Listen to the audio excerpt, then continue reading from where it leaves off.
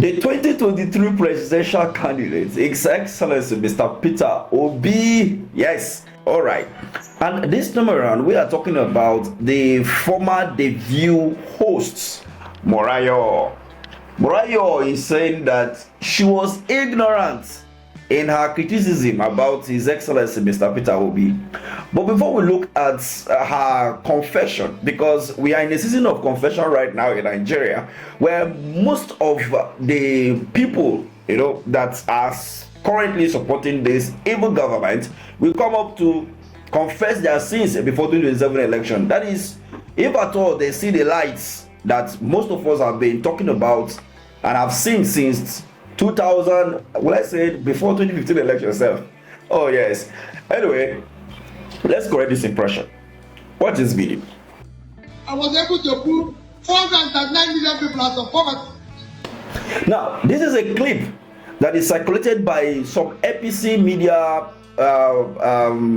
boys.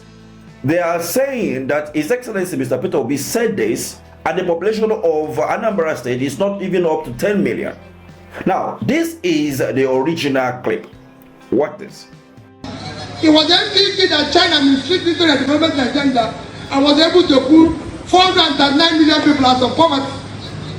It was MPP that India mistreated the development agenda and put 269 people out of poverty. That is what Vietnam used to pull over 45 million people out of poverty. Now that you've seen the original video, I believe that you will understand the high level of propaganda that is going on in Nigeria. I think in my next video I will talk much more about the role Deji is playing currently for the ruling All Progressive Congress against the opposition, judging by what he said on Channels Television the other day. So back to the news. Morayo, while having an interview with Jide, made it known that her past criticism of former Anambra State Governor, this is according to Punch newspaper, was based on ignorance and a lack of proper understanding of his record in office. Wow. He went ahead to say the Punch newspaper reporting, went ahead to say the veteran media personality during an interview with Chudi confessed that her comment against the Labour Party presidential candidates were not well informed. It was because I did not know him. After I made that comment, people called me and said, Morayo, do you realize that when he was governor, he actually served us? The broadcaster also opened up about her battle with depression, recalling how she once considering taking her own life. I'll leave it that way. That is according to Punch newspaper. If you've not watched the video, you know where to find it. I'm not permitted to play the video here. So now let me let you know clearly, unapologetically, that most of those media personalities that you see on our mainstream media are really misinformed. Yes, so they are really misinformed. They are not in touch with the reality that Nigerians are facing. That is the reason why you will see person like Redo Omokri driving from Kaduna to Abuja, and he will make a video of himself driving from Abuja to Kaduna or Kaduna to Abuja. Maybe if you check very well, it may even be from Tafa that he's driving from to Abuja, or from Zuba to Tafa, and he make that video. And then Channels Television are calling him for interview. What stopped them as a mainstream media or as a media organization to carry their camera and inspect Abuja, Kaduna, Kano road and give a vivid report on that? One, because they are scared of banditry. Two, I won't say that again before they'll come and say you've accused us of what is not happening. But it's obvious that they will not. Even if they do, they won't publish it. That's the honest truth. Now, somebody in the comment section will say, what about you? Why didn't you go and the one that we have done? What did you say in response to that? Everybody, I cannot cover everything, but to a very far extent, I think before 2027 election, we will do more of that. We'll go on the streets and we'll cover a lot of things, the lies that have been propagated by this government. So, away from that, Morayo saying that she was misinformed, a veteran in the media, misinformed, but they call us the fake news propagandalists. That is what they said.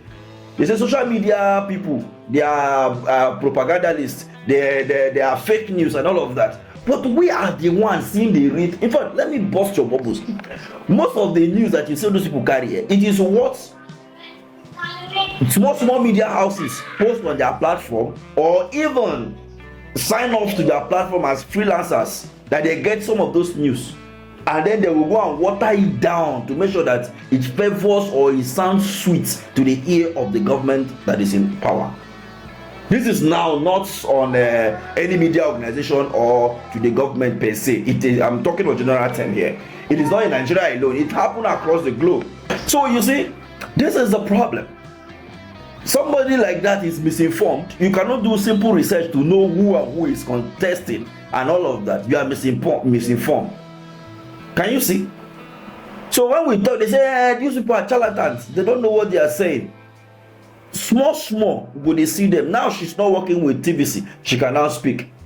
This is to tell you that most of them sitting on that table, not TVC alone, even Arise, channels, all the mainstream media, most of them sitting on that table, there is a limit at which they can talk. We understand the protocols and all of that. And that is the reason why you see some of us, we so much love the person of Rufai. Because of the manner at which most of the times he went out, to say his mind and to also questions and say some certain things. And many people will see it as, this guy is in support of obedience, in support of OB, in support of opposition. No. Anyway, I leave the remaining for you to have your own take at the comment section about those in the mainstream media world and those in social media. And for those that are confessing their sins right now, I believe and I hope that by 2027, I think they should be able to do better. Thank you for watching. People say, what do we need? I said, you need aggressively support this sector to unleash what they can do in Nigeria. How do you do it? People say, oh, there's no money. We have borrowed a total of 28 trillion naira, $90 billion.